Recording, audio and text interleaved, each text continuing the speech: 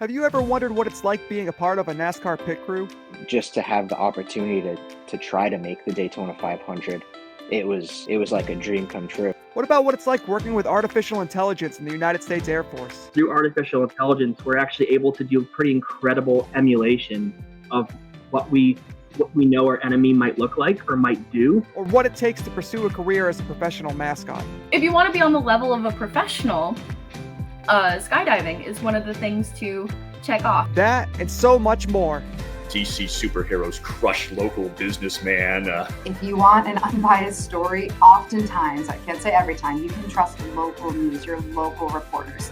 With wellness, everyone's on their own journey. Like, I'm playing full time. Like, that's what I get to do. I'm your host, Brian Haynes, and welcome back to another season of Career Day with Friends.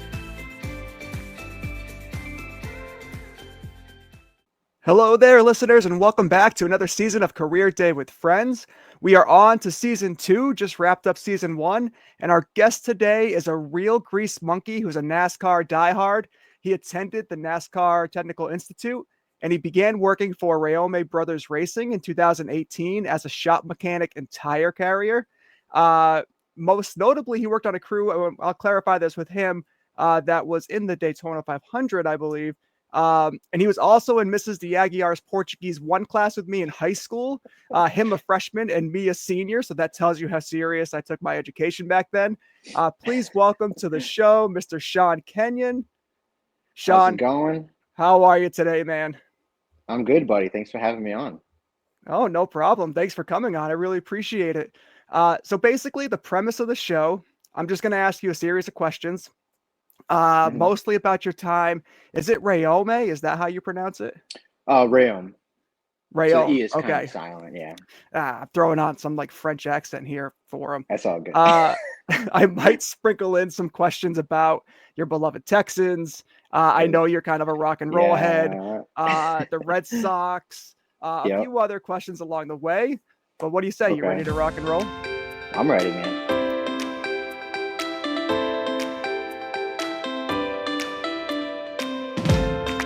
Growing up as a NASCAR enthusiast, what was your most prized Matchbox or model car and why? So this is going to be a little bit out of the box. Okay. I didn't really have a favorite like Matchbox car or anything like that. I had this favorite Christmas ornament, and I got it when I was probably 7 or 8, and it had my favorite NASCAR driver on it.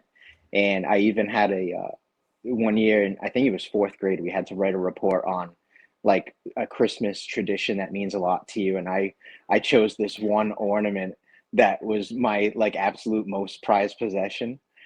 Still have it somewhere. It's in the basement. I got to dig it out. But yeah, I had my favorite driver on it, had his car, checkered flags. It was just kind of like this neat thing. It was one of my first NASCAR like material things to have, I guess you could say. So it's got the sentimental value. And who was your favorite driver?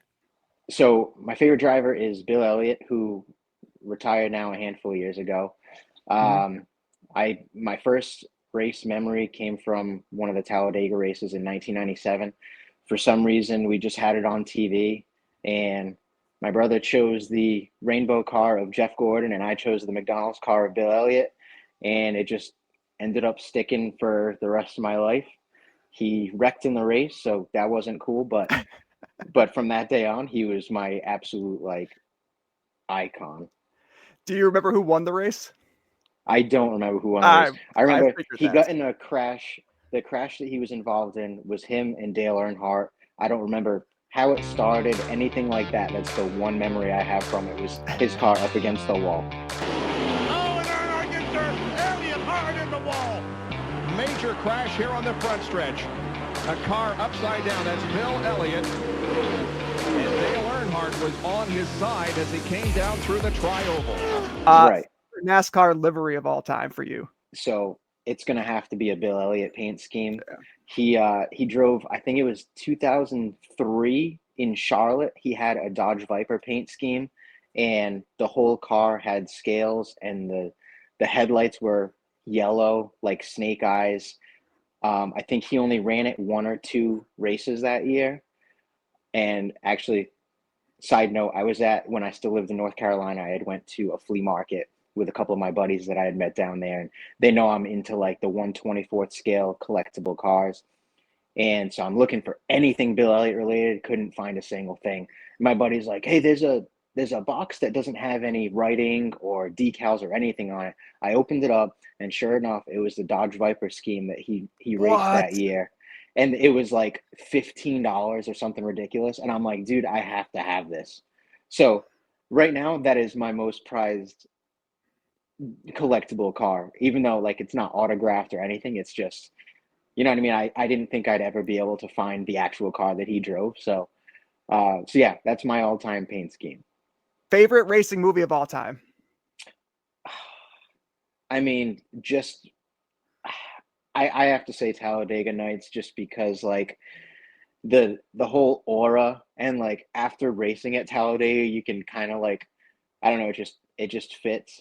Although there is a special place in my heart for the animated movie Turbo, even though it's Okay. revolved around like IndyCar. When I watch that movie and see like Indianapolis in the movie, they did like an incredible job replicating what the garage stalls look like, what the track looked like. So like that, I think from like a craftsmanship standpoint really sticks out, because it actually felt like, wow, this is actually what Gasoline Alley looks like. And the pagoda in the middle of the infield is just that's probably number two. It's best Okay. NASCAR video game out there, all time. All time. I mean, the NASCAR Thunder games from the early to mid 2000s were pretty cool, but again, I have to go with like the very first one I started playing, which was NASCAR '99. I remember sitting in the living Oh, room with my seriously? brother. Yeah, Yep. I mean, I love literally any NASCAR game. I don't care. It could be a game or whatever, but I'll be like, it's still racing. You know what I mean? So, but I remember growing up being like 6 years old, sitting on the living room floor with my brother, and we're just spend hours on end racing each other on that Nintendo 64 game. And it was, I don't know, that was a core childhood memory for sure. So, Sean, right answer. Right answer. NASCAR 99. There it is. The Bill NASCAR Elliott 90 is my boy 94. Bill Elliott. Yep. Yeah, look at these I graphics. love They're it. way ahead of the time. Like, Yep. you could run Busch, you could run trucks, you could do They really Winston are. Cup. Yeah. It was insane, man. It was such a good game. And in this video, we're going to let it run for a second, because there is an Okay. insane pile. Look at this pile up. There's like 25 cars in Yeah. this crash. Nice. I was a little ashamed that you had Bill Elliott in 13th. Oh, there we go. Now we're climbing the Oh, he ladder. moves up. Okay, There second. he All is. right. Okay. He Oh, there. wipes All out right. Bobby Labonte in the Oh, Interstate Batteries Grand Prix. we got Terry Labonte now. All right. Terry gets revenge for his brother. And overall, just a hard All right. day. Hard day.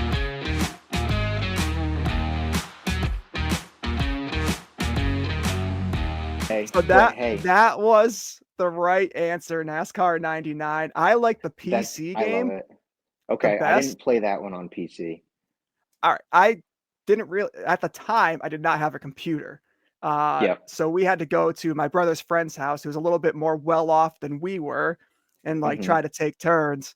I don't know if you've ever seen the movie 8-Bit Christmas on HBO.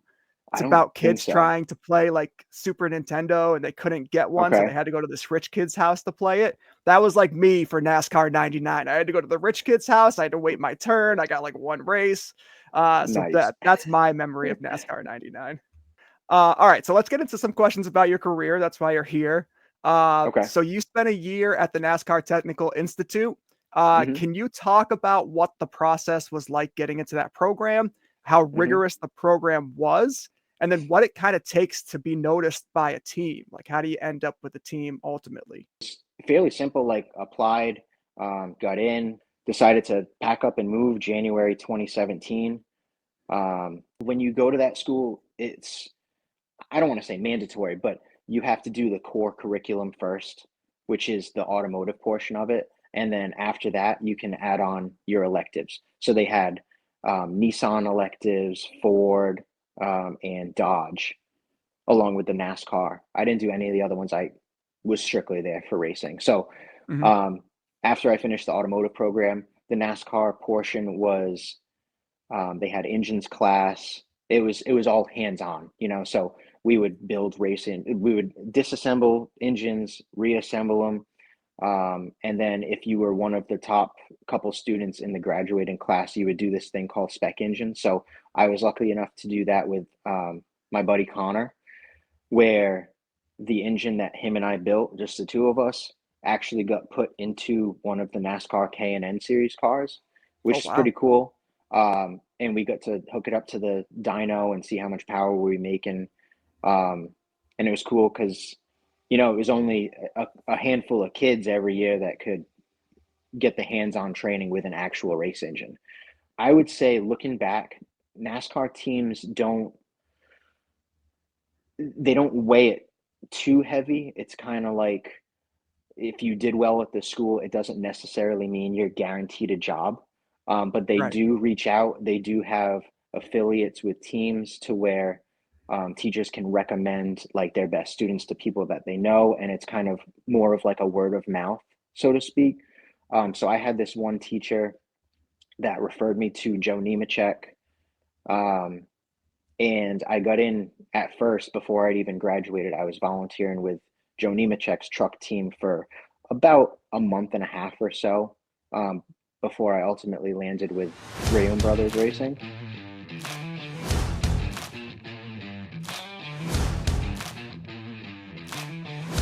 Average pit stop is what, 13 to 16 seconds nowadays?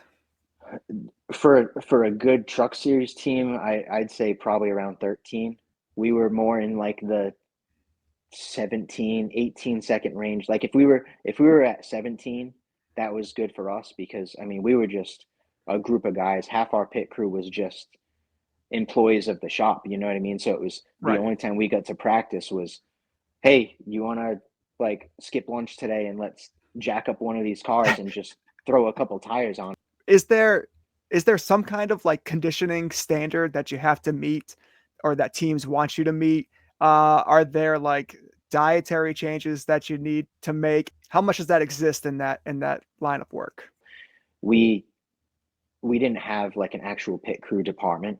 Um, but a lot of these bigger teams, whether it's trucks, Xfinity, or Cup, there's some of the bigger teams will do it all in house, Mhm. and a lot of these teams actually will scout like college football players or baseball players, like people that they already know are super involved in conditioning and obviously have the strength to do the job. So you walking up and down pit road, and what you see is a lot of like former football players. Even one of the kids that I pitted with made it to like a practice squad of an NFL team. So like not just college, it's people that maybe retired after a couple of years in the NFL and decided like, hey, I don't want to like I still want to do something that is physically exertive. Um, so they have all strength and conditioning programs and they have weight rooms. We didn't have that luxury, so we just kind of, I mean, we worked a lot, like 90 plus hours a week. So we just kind of worked out when we could.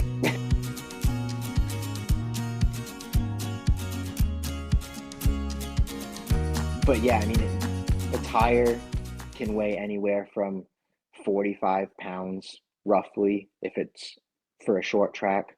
The bigger tracks where they run an inner liner on the trucks and Xfinity cars, it's almost 70 pounds a tire. Roughly, it's like 65, I would say. Okay. And then a full gas can is around 94, 95 pounds. So, like, you have to have some sort of capability to do the job. And, on a lot of these teams, it's if you guys can't do a 13-second pit stop, like there's a guy waiting in line to take your spot. So for me, because we were a small team, I didn't have to worry too much about that. My boss just like he knew what I was there for. And so he just kind of let us do our thing. But I know on some of these bigger teams, it's all like it's intense.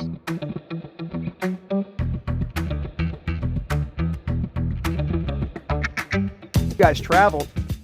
Were you traveling in like a camper? Were you traveling in your cars? Were you traveling? Like, how are you traveling? When I first started, we only had one truck and we raced it at every track, which if you're in racing, you know that there's short tracks, trucks or cars, there's intermediates, there's super speedways. Like every car would take a different setup, but we didn't have those resources or equipment. But anyway, over our tenure, it wasn't until towards the end of 2019 that we actually bought a hauler. So that was kind of nice because you can just load all of your equipment. You can put the race cars up top and you just have a truck driver that drives it to the track. But before that, we would rent 2 dualies every week. We had 2 probably 28-foot trailers. One truck would go in one trailer with half the equipment. The other truck would go in the other trailer with the rest of the equipment. And there'd be like 2 guys in each dually, and we would just swap off every 5 or 6 hours, stop at rest areas to refuel and grab a snack and hit the road again. So we would drive all the way there. We'd race. A lot of times the truck races are at night, so we wouldn't leave there until 11, 12 o'clock, 1 o'clock in the morning. And then it's like, all right, guys, well, pack up, change your clothes, and we're going to drive back to North Carolina.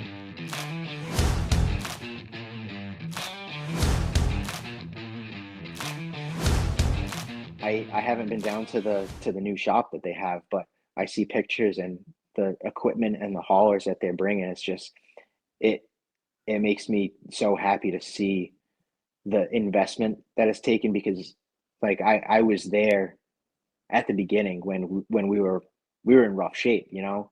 So like everything that happens from here on out, they finished 8th, 10th, and 18th at Daytona this year. And like, that's a win for me still, you know? And as they progress, obviously you want to finish better than 8th, 10th, and 18th, but you know, you're going against some heavy hitters. So it's going to take time. It's going to take investment and resources, and it's getting there. And the program is like unbelievable. My boss is probably the hardest worker you'll ever meet.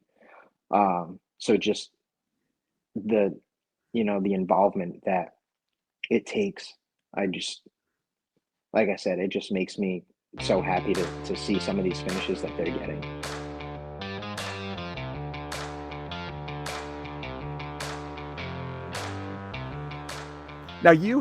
Now there was somebody from Reaume who had qualified for the Daytona 500, right? And that was in 2022. Okay. My boss at the time had hooked up with these racers from Europe. I forgot what country, sorry, but they kind of pooled their resources together and bought a cup car.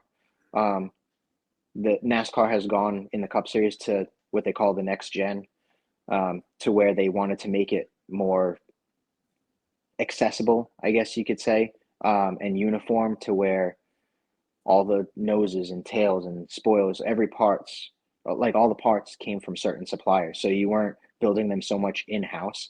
So anyway, they pooled their money. They bought a car, got a driver who, his name is Jacques Villanueva. He's raced in NASCAR before. It had been a little while. Anyway, NASCAR approved him to be the driver. So he had reached out to me. I was lucky enough to actually go. He needed an extra set of hands because he was doing, they had brought 2 trucks like we normally do. At the time had an Xfinity car and then had the Cup car. So it was going to be a long few days. So yeah, we did the truck race, got involved in a wreck. I don't remember exactly where we finished, but Daytona, a wreck can happen at any time. So you don't go there expecting to win. You go there expecting to get in a crash, and if you don't, that's a win. So yeah. Anyway, we had the 27 car, and we weren't locked into the race like all these other big teams. We had to qualify in on speed.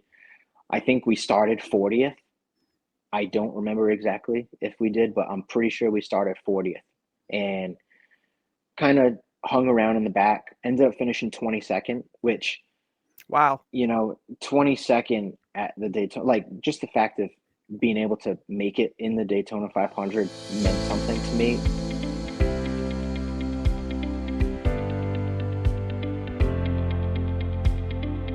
When I first started working for Josh, we had no plans of running Cup, because that's just everything is so much more expensive.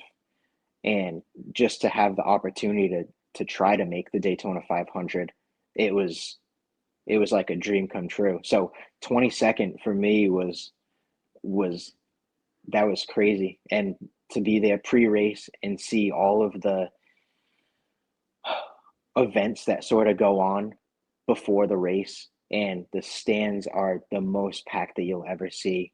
Pit road is the most packed you'll ever see. There's everything from celebrities to singers to actors, you know what I mean? So like you're bumping elbows with people that you see on TV or hear over the radio, it's just it's the Super Bowl of NASCAR is what it is. So picture everything you see at the NFL Super Bowl and now put that in Florida at a racetrack, and that's exactly what it is. So and for me, still every time I go to the track, standing on pit road, listening to the national anthem, watching the flyover, that will never get old. All right, man. Well, hey, listen, we're gonna wrap it up in a second, but I really appreciate you coming on. I've been following some of your pictures and whatnot, and your posts about the team and being down there and going to the school. And I'm like, if I'm doing this podcast, I got to have this guy on because I grew up in a NASCAR family. I don't really watch it all that much anymore, but my older brother's still really big into it. He was asking me for some insider bets from you to see if you had any like tips. I'm like, I don't think he's that involved. Right. But yeah, so I honestly really, really appreciate you coming on. Yeah, no, this has been awesome. When you had messaged me about it, I jumped on the opportunity. I'm like, yeah, I don't get to talk racing with too many people up here because a lot of my buddies aren't into it. So I'm like, yes.